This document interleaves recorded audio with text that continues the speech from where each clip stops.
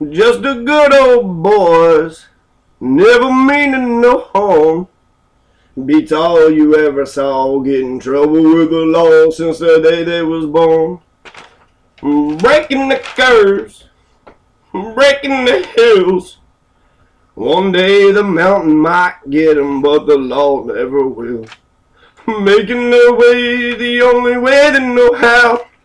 That's just a little bit more than the law will allow. Kentucky politics is the damnedest. No wonder. You got all these private pocket tyrannies. You got a constitution that's totally defunct, and you got basically a bunch of assholes like, hey, I'm the one in charge around here. And everybody's like, oh, okay, I guess he's the one in charge. He seems to know a little bit more about stuff, or maybe he got elected, or maybe he's got some money. All right, Mass, so we'll go ahead and follow along with you. Private pocket tyrannies, man. It's each fucking county has their own fucking ordinances, has their own fucking ways. The Constitution's been gutted and revised and amended so many different times that there is no common law that anybody actually pays attention to. There's no common law. It's only, private pocket tyrannies. In each region, there's a good old boys club that's dictating what can happen and what cannot happen. So I'm talking about racist symbols in Kentucky, and I'm just going to this is going to be more of an intellectual exercise more than, I'm sure I'll share some of my character as I go through here. But okay, so I want to talk about this this fucking prick right here, Confederate General Leonidas Polk. Okay, so I already got some things highlighted here. Such a large crowd would attract the fire of the enemy. The staff officers moved back, but Johnson, Hardee, and Polk remained. Dilworth noticed a puff of white smoke coming from a federal cannon, and moments later, a solid shot shrieked overhead. Dilworth immediately told the three generals to take cover on the reverse side of the mountain. None of the generals moved. Right? Oh, I'm too proud to move. For Civil War generals, it was a point of honor not to show fear under fire. Dilworth again insisted that the generals at least separate. And see, that's the whole fucking point about the aristocracy. They fake as fuck. They have convinced their flock, their congregation, their subordinates, and everybody beneath them that they're fucking somebody to reckon with. But they blunder. They make mistakes over and over again. So this is what Leonidas fucking Polk is going to fuck up. Okay? So he isn't going to move, right? The federal fucking cannons are shooting at him. He's in the open clearing, and none of them moved. Okay? Dilworth again insisted that the generals at least separate. Well, they did that. All right, we'll separate since you're not going to stay in one pile. Johnson strolled off to the left and Hardee to the right. Polk lingered behind. A second cannon shot came screaming in, followed by a third. Defiantly, Polk turned around one last time to see the Yankees in the valley below when the third shell entered his left side and tore him in half. Ripped him in half. Killed him. He's dead. That's Leonidas Polk. Leonidas Polk's death was typical of his military career as a general. He was courageous, but he would not listen to the advice from his subordinates or his superiors, insisted on commanding in the field his own way, ignoring advice or direct commands. This paper argues that because of Leonidas Polk, is his insubordination, semi-mutinous acts, and behind-the-scenes manipulation of turning the Army of the Tennessee's generals and President Jefferson Davis against Confederate General Braxton Bragg, Polk caused the Confederate command structure in the Western Theater to weaken and eventually collapse. Leonidas Polk fucked up the whole fucking war. He fucked it up for the Confederates, and good. I'm glad he's a dumbass fucking racist piece of shit, backwards, dumbass, inbred fucking hick. Okay, so let's see. When Kentucky invasion... the Kentucky invasion of 1861, the Battle of Perryville, 1862, the Battle of Stones River, December 31st, 1862 to January 1st, 1863, and the Tullahoma Campaign of 1863, and the Chickamauga, Chattanooga Campaign of 1863 are analyzed. It becomes evident that it was Polk who caused the breakdown of the Confederate command structure in the Army of the Tennessee. The first incident of Polk's insubordination occurred during Kentucky's invasion of 1861. The Kentucky invasion of 1861 reveals that Polk ignored the political ramifications of a Confederate invasion and shows that Leonidas Polk had not informed President Davis of his intentions to invade Kentucky. Even after he invaded, he disobeyed orders when President Jefferson Davis ordered him to leave Kentucky. Polk changed the official correspondence to reflect his version of events pertaining to the invasion of Kentucky. So this piece of shit fucked up the Confederacy all the fucking ways possible in the world. Leonidas Polk, yeah, he was loved by his fucking, subordinates because the oppressed love their massa. They loved their massa. They were a bunch of slavers. They didn't know how to treat people right. They whipped the shit out of slaves, and then the slaves showed them just absolute reverence. So that's what they thought that all human beings are like. Smash them into submission, and then they'll love you. You don't have to do any good things, just like Animal Farm, get drunk, not take care of the damn animals and shit, and it's all okay. Who gives a fuck? So he invades Kentucky, okay? That's what, Kentucky was neutral, right? In fact, more people fought for the Union than they did for the Confederates. 100,000 versus 40,000 soldiers. So way more people in Kentucky fought for the United States of America. But there are some Confederate assholes that are treasonous that want to fucking be against America, be against the United States, because they don't give a fuck about this country. They were terrorists. They were terroristic fucking psychopaths. He invaded Hickman, he invaded Columbus, and some bluffs or something. But the Columbus and Hickman, you don't see the racist imagery there, right? I think it's just a name, but Hickman, hey, we're just Hicks, man. We're just a bunch of good old boy Hicks. Yeah, I mean, the Duke boys, they're pretty fucking cool. They were not fucking racist assholes, right? But the Confederates of today are fucking asshole fucking sons of bitches. Bunch of illiterate, borderline, retarded, racist, child-beaten, heathen, barbaric, inbred guano. Backwards culture of ignorance, loving psychopathic savages. So he invaded Columbus. Remember Christopher Columbus? That motherfucking, that piece of shit pedophile was sitting there passing out little girls to his men when they were invading Haiti. He started a genocide that eventually took over 100,000 Native Americans. He himself, Christopher Columbus, killed 500,000 Native Americans when they give him, control of the Caribbean island. So these are the heroes. These are the people we champion. Andrew Jackson, Trail of Tears. He's on the fucking $20 bill. George Washington terrorizing, the Iroquois and the Miami and the Shawnee in Ohio, right? These are all his fucking lands, right? That's all they give a shit about. Taking people's land that wasn't theirs and making people slaves, that poor peasant slaves, serfs or whatever. You're a fucking serf. And that's something Lenin said. Lenin had said that capitalism doesn't change anything. You're still a fucking slave. You're a wage slave. And so the imagery is still alive there. He took over Columbus. He took over Hickman. And when he went into Kentucky, that's when Kentucky's neutrality was broken. And then the state of Kentucky sided with the Union.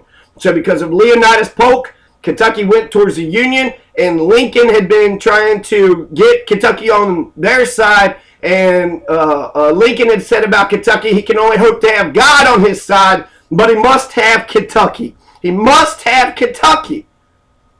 Because strategically, it's in the center, all the resources. Kentucky's neutrality, at the very least, was protecting the South from getting invaded, through Kentucky. But Leonidas Polk didn't give a shit. This stupid ass, fucking Presbyterian or Baptist or what the fuck ever, some Protestant fucking Ku Klux Klan loving motherfucker. He fucked it up for them. And good, because fuck the Confederates. So, he's a piece of shit. And, people's going to be like, oh, you're being mean. Okay, well, let's talk about Prince William, the Duke of Cumberland, and then we'll get back to the other, pieces of shit, the other fucking racist, imagery of throughout the history. Now, the Cumberland River was named after Prince William, the Duke of Cumberland. Prince William Augustus, the Duke of Cumberland. They're just a bunch of kings and queens, and they have no legitimate authority, no democratic legitimacy. They just rose up. They were born in the right family, and then they say, hey, I'm the king. They dress the way that they do, and then they say, oh, pish posh, and just control and manipulate everybody. And for some reason, the sound structure of a monarchy for a long ass time before the French Revolution, the American Revolution, the Haiti Revolution was just so sound. It was orderly, right? Yeah, it's not fair, hereditary, just being born in the right family. But guess what? It's the same shit today. The fucking teachers, they believe in 100% compliance. They just making you their bitches just because they can get away with it. So like the kings and queens, they have no real authority, but they tell you that they do, and they'll threaten you in order to make you, to get you into compliance. That's, our education system's just fucked. It's absolutely fucked. The Duke of Cumberland. So Prince William, the Duke of Cumberland, he is, they named the Cumberland River after him. The Cumberland Gap, the Cumberland River, Cumberland Lake. Everything is named after this piece of shit, at least after his position. And why did they like this fucking Prince William? Who the fuck is this Prince William? His English Tory opponents called him Butcher Cumberland. Why they call him Butcher Cumberland? Because of the Battle of Culloden. The Battle of Culloden is where Prince William, the Duke of Cumberland, goes into Scotland and just kills a bunch of fucking Scottish people. Bunch of proud Scottish people. William Wallace comes out of this, wants to fight for independence. They just had a vote to be independent and they lost the vote. So still today, Scotland is subordinate to the United Kingdom. Just like Northern Ireland. Only Southern Ireland is free. But Northern Ireland, that's the first colony of the United Kingdom, of the English. And the English have been colonizing people for fucking years. The Queen still has Australia and Canada and the Falkland Islands. They're still a fucking empire. And you know who else is an empire? You know who's got 900 military bases in 153 countries? Nazi Germany. I mean, my bad. The United States. And so, Battle of Culloden, okay? I'm going to talk about, because you're not going to have no loyalty to this asshole. Who the fuck is this? You look at Prince William and you say, hey, that's my guy. I'm just like Prince William. This fat fuck with all these fucking pretty little garments and these little white tights and those little buckled shoes and his powdered wig. You look at that asshole and you say that's you. That's like you all looking at Mitch McConnell and being like, oh yeah, that's me. That's me. I look like a damn turtle. I'm a fucking ugly ass, fucking low-life, manipulative, king coal fucking corporate banker, dick-sucking piece of shit. That's me. That motherfucker's ugly on the inside and on the out. And in 36 fucking years, because you stupid. He spent a shit ton of money on TV ads and you stupid. You don't know shit about your fucking civics. You don't know shit about the law. And you're going to fucking act like you know what's going on. No, I don't think you do. Okay, so Prince William, the Duke of Cumberland. Why is he such an asshole? Why'd they call him Butcher Cumberland? Well, that's because the Battle of Culloden, he goes in and he just murders all these Scottish people, right? Just murdered the fuck out of them. And he screams out, no quarter, meaning no survivors. He wanted nobody to live, no quarter, just like the massacre of Fort Pillow with Nathan Bedford Forrest, okay? And Henry Watterson, we got the Watterson Expressway. And Henry Watterson, he was part of Nathan Bedford Forrest's troop for the first year. He was there with Leonidas Polk when Leonidas Polk came into Kentucky. Henry Watterson. We got the Watterson Expressway in Louisville. Confederate statues in Louisville. And Louisville, it's named after a French aristocratic fucking tyrannical imperialistic dictator who the French people chopped his fucking head off. Right? That's what they thought about nobility. That's what they thought about royalty. Motherfucking undeserving, unearned privilege motherfuckers. So the Battle of Culloden. It's, this is where he kills a whole bunch of Scottish people. And this is Prince William, right? Prince William of Augustus, the Duke of Cumberland. So eventually, something about Glasgow. Oh yeah, so after he killed all these Scottish people, they called him names and stuff, but he was never, arrested or they never, got to pay any crimes. The University of Glasgow give him an honorary degree. Hey, Prince William, Duke of Cumberland, remember when you murdered all them Scottish people in their own homes up in the, up in the fucking hills? No, good for you. We're going to go ahead and, give you a goddamn fucking, a degree from college. Oh, that's great. He didn't have to study, didn't have to read. He just had to go butcher the fuck out of some Scots, some Scots-Irish, maybe? I don't know. Maybe just Scotland is a different landmass than Ireland. Okay, so the Duke of Cumberland gets a university degree and gets to act like he's just fucking better than everybody, right? So look at me, I'm fucking Prince William, Duke of Cumberland. The Cumberland River used to be known as the Shawnee River. Shawnee, like Shawnee Indians, like Tecumseh, Puckshinwa. Just to see Shawnee. That's a cornstalk, and that's his son, Maloonta, cornstalk, Puckshinwa, Tecumseh. But what did we do to all those people? You know, whites, crackers. What the fuck y'all do to them? You murdered them. You murdered them, you psychos. So, you know, no quarter. Well, guess where we're seeing no quarter being shouted?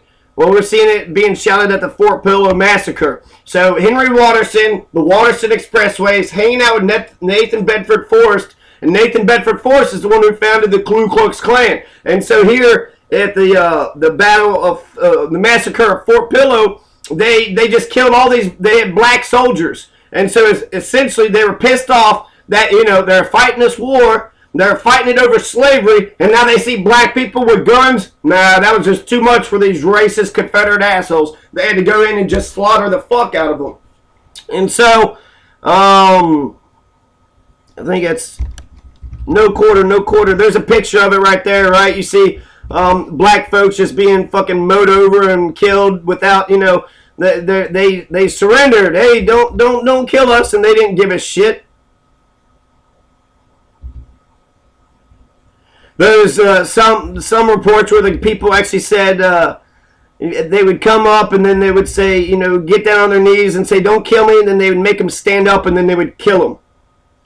So later on in his memoirs, Ulysses S. Grant wrote about the battle, and he says this is what Nathan Bedford Forrest said about it. He said that the river was dyed. Nathan Bedford Forrest says, with the blood of the slaughtered for 200 yards, the approximate loss was upward of 500 killed. But few of the officers escaped, and my loss was about 20 killed. So it was asymmetrical warfare, right? It's just like when you killed the Native Americans, just like when Cumberland killed the Scottish. Let us hope that these facts will demonstrate to the northern people that Negro soldiers cannot cope with Southerners. And subsequently, Forrest made a report in which he left out the part which shocks humanity to read. Nathan Bedford Forrest, it's war, right? War is hell. Everybody wants to defend them fucking sniper. War is hell. Yeah, well, he's a racist bastard. He's a racist piece of shit. He called them savages, was murdering a whole bunch of people, and just because Hollywood fucking glamorizes psychopaths, you know, I think Clint Eastwood is just fucking defending his backwards ass fucking politics. Anyways, so, and MLK was killed by a sniper, right? So, Chris Kyle murdered MLK. Chris Kyle was bragging about killing people at Katrina. Chris Kyle is a racist bastard. And you know what? With our wars of, you know, empire and imperialism, what better fucking people than get racist people to kill some brown-skinned people, right? Fucking perfect.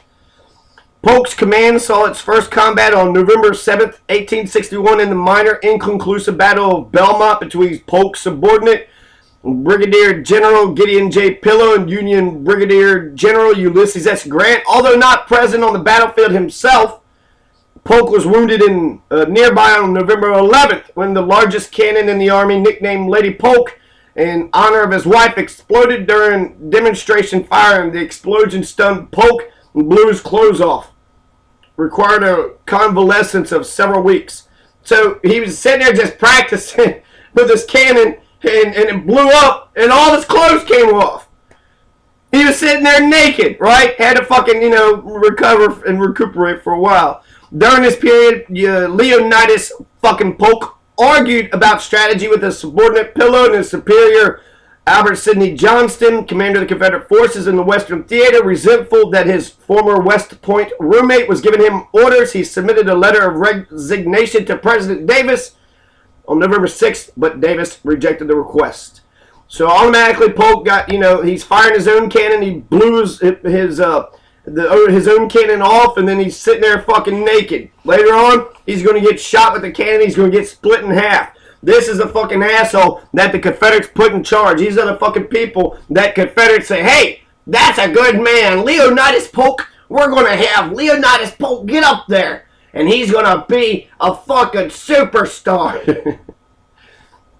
Confederate Heartland Offensive. This is something... Yeah, this is invading. I don't even know why I did... I don't know. I'm not even going to fucking talk about this. It says, oh yeah, the Battle of Perryville. Confederates gained early successes. They invaded Kentucky, right? They're the first ones to invade Kentucky, and they lost their neutrality. So Leonidas Polk fucking blundered the whole fucking war. The whole time he blundered. You know, blowing his fucking clothes off, invading Kentucky, getting Kentucky to go Yankee, and then once Kentucky went Yankee, then they tried to, you know, go back into Kentucky, but they fucking failed. The Battle of Perryville, despite general Confederate tactical success there, leaving Kentucky in Union hands for the rest of the world. So after the Battle of Perryville, the Confederate Heartland Offensive was dead. And good. Good! There's I really like this guy actually, but he's kind of was made to look stupid. But the hold on, let me think. Oh, the butcher, the fucking Stephen Burbridge. Okay, so because of these Confederate assholes, because of their psychopathic fucking tendencies, Stephen Burbridge eventually he stopped John Hunt Morgan in his tracks because he was a guerrilla just going around. And another thing with the Civil War, you have these armies, right? You got Confederate armies, you got Union armies, but you also got these guerrillas. You got these bandits just going around not giving a fuck, robbing people, just killing them, just using the war as an opportunity. They were a bunch of opportunists, and so they would just say, well, who are you with? And they would say, we're with the Union. Oh, well, then fuck you. Give us your stuff and do this and do that. Well, who are you with? We're the Confederates. Oh, well, fuck you. Give us your stuff. And so these bandits just went around terrorizing everybody. So the Civil War was fucking crazy. It was fucking crazy. Okay? So Marcellus Jerome Clark, he was supposedly Sue Monday. That's what he says. He declared that he was the real Sue Monday. And then wrote this article or this pamphlet, 3 Years in the Saddle, The Life and Confession of Henry Magruder, the original Sue Monday. And I think, no, I had, the book actually was up there, but, oh yeah, it is. So, The Life and Confession, Henry C. Magruder, Sue Monday. Now, Sue Monday, who knows who the fuck it is. Supposedly, this was just an invention of, I think, Prentice, the racist fucking George Prentice, because Stephen Burbridge was going around, you know, being a fucking, you know, just a strong fucking, basically, he says that if a Union sympathizer or a Union soldier was killed, then he was going to kill 4 Confederate prisoners.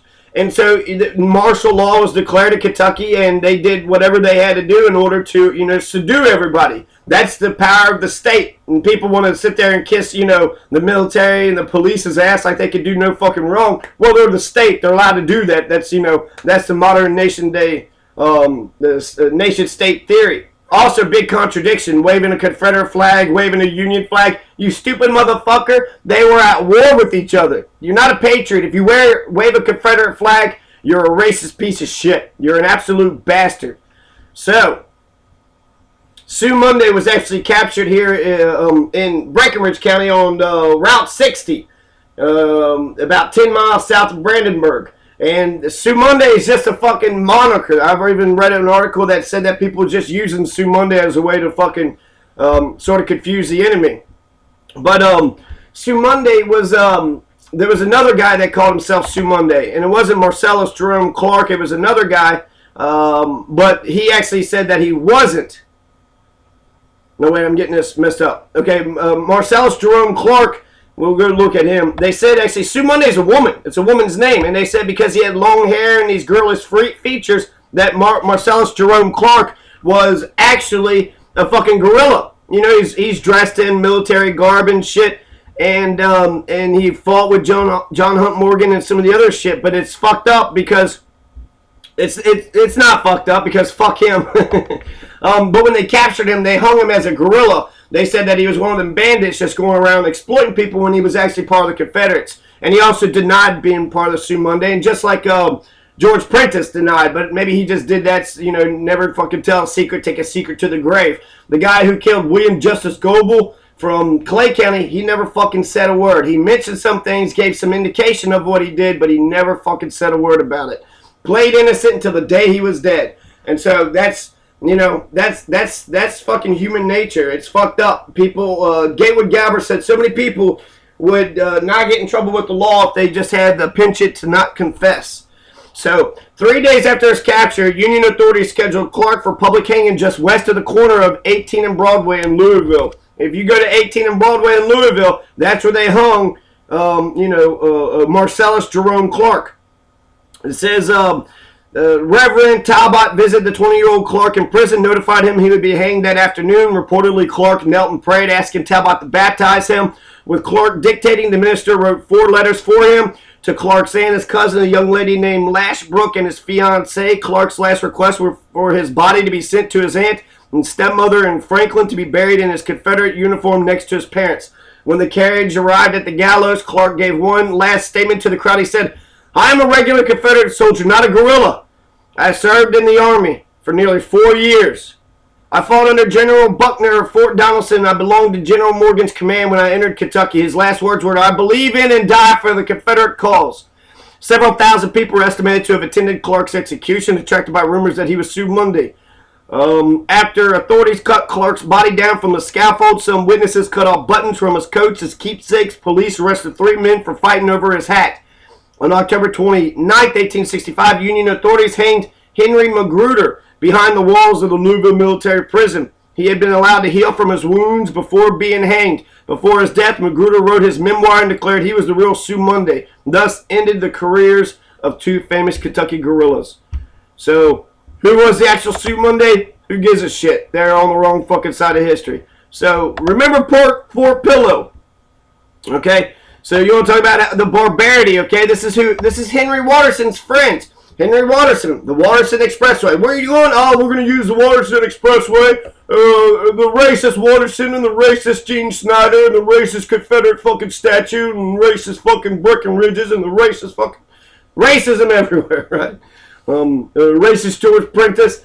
So the sight of Negro soldiers, a Confederate witness said, stirred the bosoms of our soldiers with courageous madness. This is what they were feeling, right? Remember, they're racist. They're fighting this war for their Confederate plantation owners. They can't wait to die for 10,000 fucking Confederate slavers. Oh, I love my massa. The white people were saying. Confederate witness said, it stirred the bosoms of our soldiers with courageous madness. They hated the sight of black soldiers. Nor was that all. These black men were fighting alongside local white unionists. What? A bunch of scallywags? No, not the scallywags. Not these carpetbagging the scallywags, who are actually good people. These are derogatory terms for good people. So nor was that all. These black men were fighting alongside local white unionists, whom the rebels despised as homemade Yankees and Tennessee Tories. Battle became massacre. Federals tried to surrender, but their attackers seemed determined to leave none alive. The slaughter was awful. No quarter, no quarter. Just like the Duke of Cumberland did to the Scottish people, to the William Wallaces. And the slaughter was awful. Confederate Sergeant Achilles V. Clark wrote, words cannot describe the scene. The poor deluded Negroes would run up to our men, fall upon their knees, and with uplifted hands scream for mercy. But they were ordered to their feet and shot down like dogs. The white men fared but little better. Their fort turned out to be a great slaughter pen. A mass of frightened men, women, and children fled to the river, hoping to swim for safety, while some rebels lined the bluff to fire down into them. Others pursued them to the water's edge. A black private named George Shaw had just reached the riverbank when a Confederate stopped him. Please don't shoot me, Shaw said. The rebel replied, damn you, you're fighting against your master. Raised his gun, shot Shaw in the mouth. Among the others, large numbers ran into the river, Forrest reported, and were shot and drowned. The river was dyed with blood of the slaughtered for 200 yards. In my home county of Gallatin County, there's a race riot. 200 black people had to fucking get the fuck out of town. And there's hardly any mention of what actually happened. We just know that fact. I see a bunch of 200 black folks trying to swim across the Ohio River and get the fuck out of Dodge. And I see these Confederate assholes sitting there gunning them down. So, being sold down the river, that literally comes from, you know, being shipped down the fucking river, the slaves. And that river is, you know, dripping with the blood of innocent people because of you fucking racist, fucking backwards assholes. Kentucky is known to have seceded after the Appomattox because we were Union the whole time during the Civil War. But eventually the ex-Confederates fucking got back into power, such as Simon Bolivar Buckner. He eventually jumps up and, you know, he's a governor after the fact, and the Confederates ruled Kentucky for about 100 years. William Justice Goebel stood up to the Confederate fucking bastards, but he too was shot down by a fucking Clay County bushwhacker. So, let's talk a little bit about Stephen Burbridge.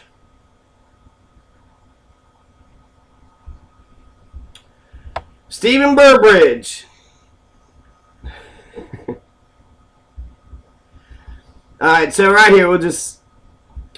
Right up here. At 1- arrest every man in the community who is dangerous to it, and also every fellow hanging from the towns, villages, and crossroads who had no honest calling, the material out of which guerrillas are made up. You may order all post and district commanders that guerrillas are not soldiers, but wild beasts unknown to the usages of war. Sherman also told Burbridge, your military commanders, provost marshals, and other agents may arrest all males and females who have encouraged or harbored guerrillas and robbers, and you may cause them to be collected in Louisville. And when you have enough, say 300, 400, I will cause them to be sent down the Mississippi through their guerrilla gauntlet, and by a sailing ship, send them to land where they may take their Negroes and make a colony with laws and a future of their own.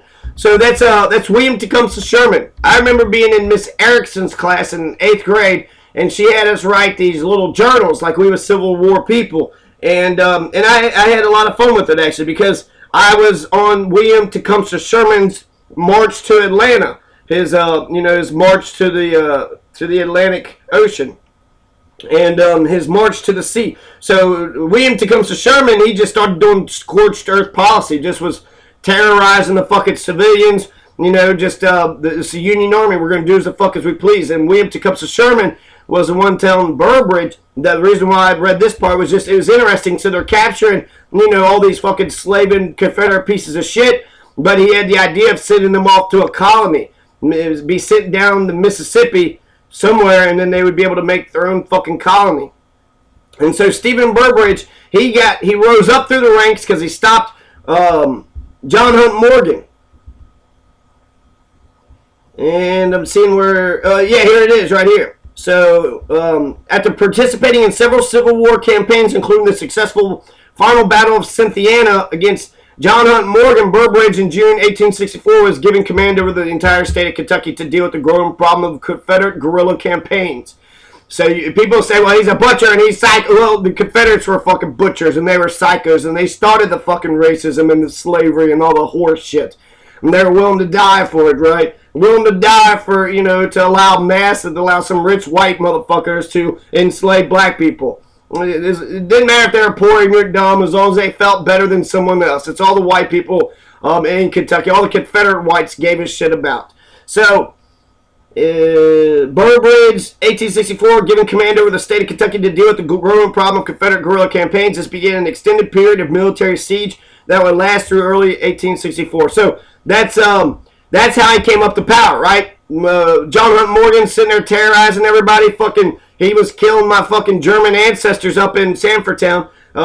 And so these Confederate fucking bastards were doing guerrilla campaigns. He stops John Hunt Morgan and then gets the military command of the entire state of Kentucky.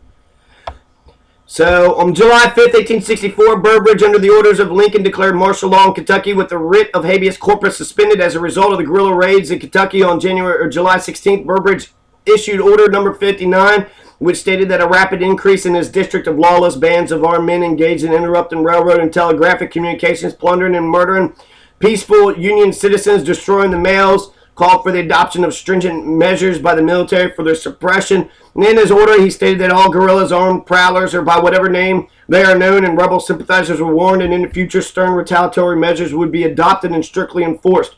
Whenever the lives of or property of peaceful citizens were jeopardized by the lawless acts of such men, he wrote that any rebel sympathizers living within 5 miles of any scene of outrage committed by armed men not recognized as public enemies by the rules and usages of war would be arrested and sent beyond the limits of the United States. The property of rebel sympathizers would be used to repay the government or loyal citizens for losses incurred by the acts of lawless men would be seized and appropriated to those who lost property. Good.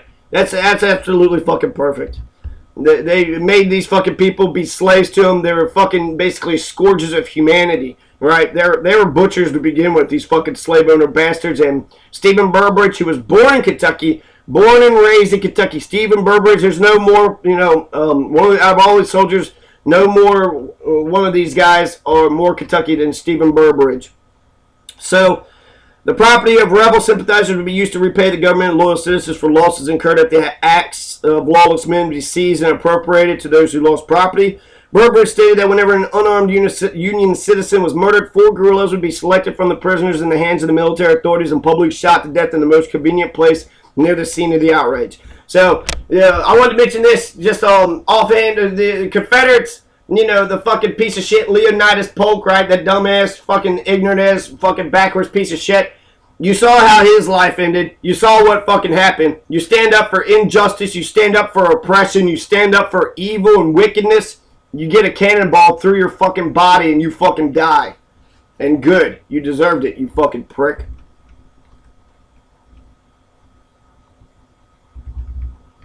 Unfortunately, many innocent people were shot under Burbridge's order number 9. This is a Confederate fucking paper. Look at all the flags and shit. I don't believe innocent people were shot. But anyways, they're saying that it was... Let me think. Yeah, okay, so here's for example, right? They say they're innocent, but none of these people sound innocent. In retaliation for the death of a federal soldier at the hands of Sue Monday's guerrillas, 4 prisoners, Wilson Lilly, a member of Company G, 1st Missouri Volunteer Infantry, Sherwood Hatley, a 70-year-old Presbyterian minister, Lindsey Duke Buckner, Confederate captain, and Colonel Chino West Regiment. How are these fucking innocent people? They're fucking Confederate motherfuckers, right? Missouri Volunteer, Confederate. Duke Buckner, Confederate. Presbyterian minister, bet he was a fucking Confederate. And William Blinko, a member of the Company D, 2nd Kentucky Cavalry, were taken from a military prison by Captain Roland E. Hackett, and 50 Union soldiers of the 26th Kentucky Union Infantry took all 4 men and shot them. 4 men, part of whom were on their way to join the Confederate Army, were taken from Lexington, Kentucky to Henry County, Kentucky, and shot to death in retaliation for the death of 2 black men at the hands of the guerrillas. 2 Confederate soldiers were taken from prison and hanged on the Lexington Fairgrounds. 6 Confederates were executed in Greene County in retaliation for the killing of 2 Union men. So what he was saying was absolutely right. You kill fucking Union soldiers, you kill Union sympathizers, one of your motherfuckers die. So I don't feel like, I think he got a bad shake, afterwards or whatever. He just had to do what he had to do. The most unnerving and brutal execution was when Burbridge took 4 prisoners from the Lexington jail and shot them to death on the outskirts of Frankfort, Kentucky's capital. The reign of terror had begun. People were in fear for who would be next to be called a Confederate sympathizer. Good. Before all was said and done, Burbridge executed 50 people, earning him the name Butcher Burbridge. 50 people. The Civil War, we saw 500,000 people die. So he killed only 50, and that earned the name Butcher. Fucking, Nathan Bedford Forrest, he killed hundreds just with the fucking massacre of fucking Fort Pillow. Talk about a butcher, the psycho fucking butcher motherfucker. They kill in the name of what? White supremacy, oppression, injustice. What the fuck what are you killing for? Why are you murdering people? Just because you want to maintain a fucking system that makes you feel better than a black person? Hey boy, don't look at me. Hey boy. Because you're a racist, dumb fucking prick. Because you're embarrassed. Because you think you're weak. With your weaker genetics. You look at a big, strong black man. You're like, oh shit. Don't want him to be free. So, Stephen Burbridge is one of my fucking heroes. Because, he was given command. They declared martial law because of all the guerrilla activities. And he did what he had to do. To ensure Lincoln's re-election, he made a political blunder, but I don't know how else you could have done it. You got all these Confederate fucking guerrillas, and William Tecumseh Sherman was saying, well, what happens if there's a guerrilla strike and you don't know who did it? Well, march into town and fucking arrest everybody. Arrest people hanging around, not doing shit. These are the, types of men that are going to be fucking guerrillas. And so arrest everybody and then sort them out, afterwards. And so that's what he did. You know, you have a guerrilla attack and they hide, the townspeople are fucking hiding them. You know, when Polk invaded Hickman and Columbus, they were happy about it. It wasn't even really an invasion. As soon as they marched in, they're like, yay, look, they're here, they're finally here, yeehaw. So it wasn't much of an invasion, but it was an occupation. And so, to ensure Lincoln's re-election, Burbridge allegedly tampered with the returns in Kentucky, arrested candidates and campaign participants he considered objectionable, as well as people he thought might vote for someone other than Lincoln, and they wound up losing the election. McClellan was fucking overwhelmingly voted for in Kentucky, but that didn't fucking matter because McClellan hands down lost all across the other, you know, states, and Lincoln wound up winning anyway. So it didn't fucking matter that the people at the ballot box had fucking voted against him, and perhaps Burbridge went a little too far. Eventually, you know, he has to fucking live. He goes north somewhere and then dies in obscurity, and which is kind of fucking sad because he was a badass. He fucking came in, cleaned house. He was like, okay, Confederates are here. We're in war. War is hell. Like Chris Kyle. He said, fuck you sons of bitches, you goddamn savage motherfuckers. I'm going to sit there. You kill one of our guys, we're going to kill 4 years. You're going to sit there and come in terrorizing the fuck out of our people. We'll sit there and terrorize the fuck out of your people. Nathan Bedford Forrest with this fucking, you know, massacre of fucking Fort Pillow, Henry Wattersons, your fucking George Prentices, all you goddamn Confederate fucking pricks. Want to terrorize the good people of Kentucky? We'll terrorize you. It's eye for an eye. It's justice. So, hate him for his heavy-handed fucking ways, you know. And if you don't hate him, then you're a hypocrite. You know, if you hate him, then and you love fucking, you know, the Duke of Cumberland, or you love Nathan Bedford Forrest, or you love any of these other, you're a hypocrite. You're an absolute fucking hypocrite. So he was defending the United States of America. He was fighting against slavery. He actually, I think, was born on a plantation. So he gave up his slaves, and he fought for the good cause, just like the Germans. When the Germans came to America, they fought for the right side against the white supremacist Confederate fucking backwards bastards. So Lieutenant Governor Richard Taylor Jacob and Kentucky Supreme Court Chief Justice Joshua Bullitt were among those arrested and taken away. They say there's no justification for them, but I guarantee you there is something. They're a bunch of fucking, you know, treasonous fucking weak-ass fucking pieces of shit. Oh no, they're taking our country away. It's like the same shit they're talking about Obama. Oh no, our country is gone. And thank God for Obama. If it wasn't for the fucking welfare programs for Kentucky white Confederate assholes would starve to death. So actually, maybe we should cut the fucking food stamps off. Then you fucking Confederate racist bastards will starve on the streets, you dumb motherfuckers. You stupid asses. You sat there and talked about welfare so goddamn much. Now there ain't no Social Security for your fucking old ass, you stupid piece of shit. And good. Go get a fucking job. Quit taking my tax dollars just so you can sit around, you fucking old piece of shit. You old motherfuckers are what fucked my state up. Y'all left me this goddamn fucking mess to clean up. Thanks, but no thanks. Cut you off. No fucking welfare, no food stamps, no Medicare, no Medicaid, no Social Security, no WIC, nothing. You get nothing. No schools, no hospitals, no roads. You're on your fucking own.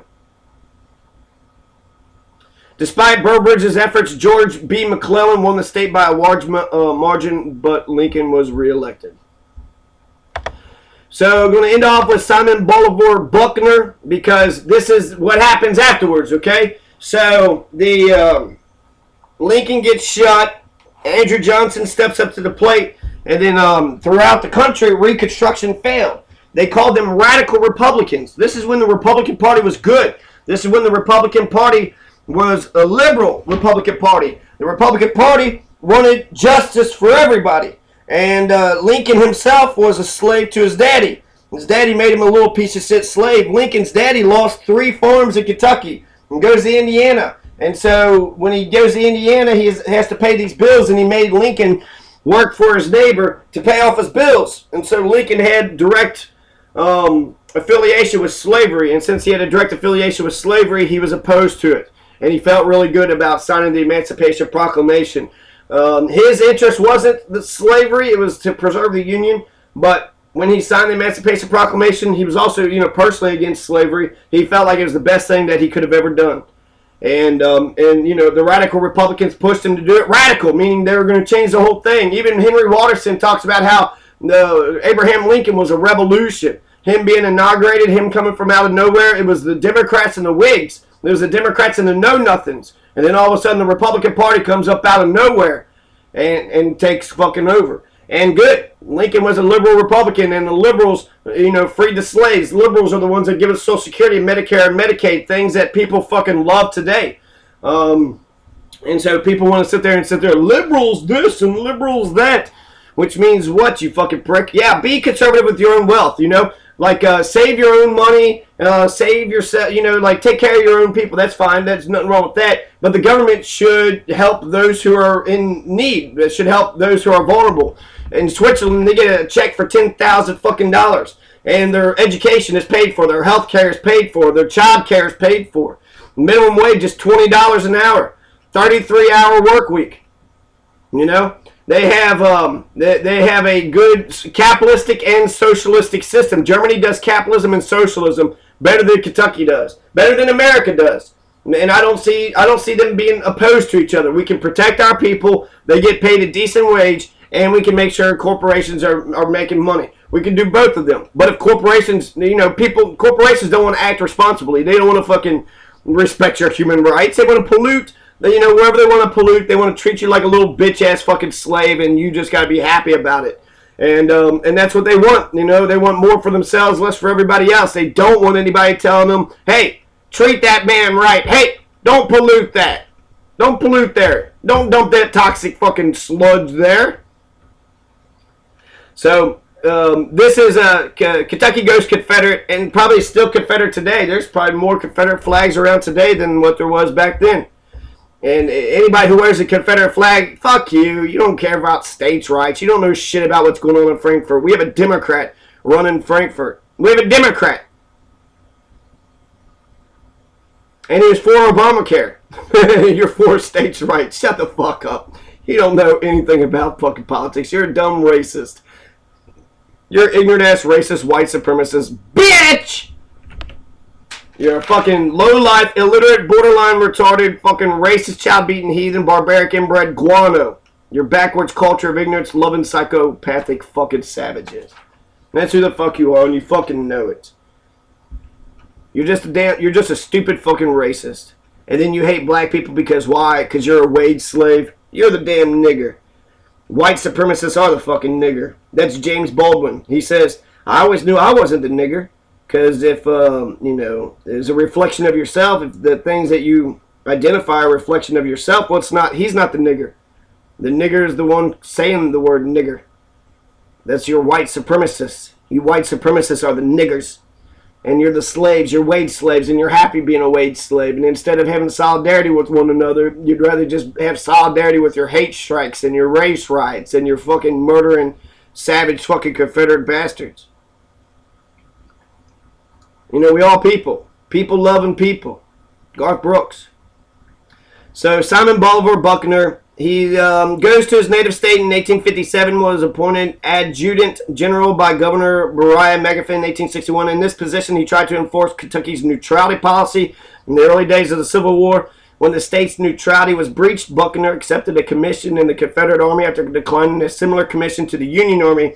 In 1862, he accepted Ulysses S. Grant's demand for an unconditional surrender at the Battle of Fort Donelson. He was the first Confederate general to surrender an army in the war. He participated in Braxton Bragg's failed invasion of Kentucky, and near the end of the war became chief of staff to Edmund Kirby Smith in the Trans-Mississippi Department. In the years following the war, Buckner became active in politics. He was elected governor of Kentucky 1887. Right? This is 20-something years after the war. You cannot get elected in Kentucky unless you was an ex-Confederate. The Confederates took Kentucky after the Civil War. Kentucky seceded after the Appomattox. That's not even a fucking joke. That's absolutely true. Because, I mean, who gives a shit? Who gives a fuck who won the war if we're just going to elect our, you know, these Confederates into positions of power? And there's been racism here ever since. That's why Mitch McConnell was able to get elected. Well, you know, I've totally been fucking Kentucky for the last 30 years, but what you gonna do? Vote for a nigger? Oh, you dumbass Kentucky hillbilly. You ain't gonna vote for a nigger. You're gonna vote against your own Social Security benefits. You're gonna vote against, You know, fucking peace and justice and goodness, because you're a dumb, racist piece of shit. And Miss McConnell tricked you, stupid motherfuckers. His term was plagued by violent feuds in the eastern part of the state, including the Hatfield-McCoy feud and the Rowan County War. His administration was rocked by scandal when State Treasurer James Honest Dictate absconded with the $250,000 from the state's treasury. As governor, Buckner became known for vetoing special interest legislation in the 1888 legislative session alone. He issued more vetoes than the previous 10 governors combined. In 1895, he made an unsuccessful bid for the seat in the U.S. Senate. The following year, he joined the National Democratic Party, or Gold Democrats, who favored a gold standard policy over the free silver position of the mainline Democrats. He was a Gold Democrats candidate for Vice President of the United States in the 1896 election, but polled just over 1% of the vote on the ticket with John M. Palmer. He never again sought public office and died in 1914. So, yeah, what a great fucking governor, right? Honest dictator, stole all the fucking money from the treasury. He has all these feuds that's going on. The Rowan County War, Hatfield-McCoy. Yeah, great fucking dude right there, right? Stupid ass bitch. And with all these Confederates, big fucking surprise that the fucking Ku Klux Klan started riding around and fucking, you know, causing havoc and shit. So that's some more racist symbols. I got more to the Civil War after sitting there talking about, you know, the racist symbols, because a lot of it comes out of the Civil War. The Confederate statue, Watterson, you know, Gene Snyder voted against the Civil Rights Act. Why? Racist bitch. And George Prentice was so racist he even hated the Irish and the Germans. And fuck him, you know.